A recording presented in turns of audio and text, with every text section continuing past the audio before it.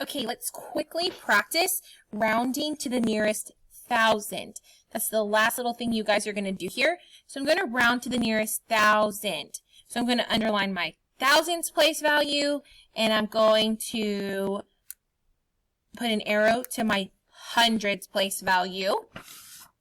And my 7 tells me to do what? Let me get this our little chant.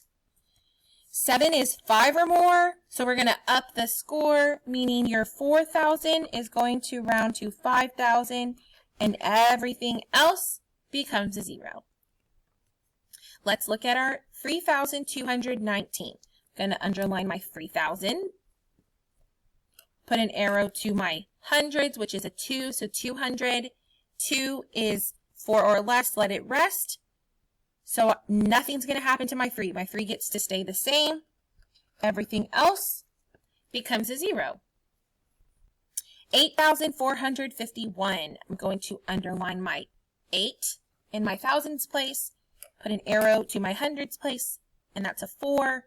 So 400, 4 or less, let it rest. 4 or less. So that includes 4. I'm going to let it rest. Nothing happens.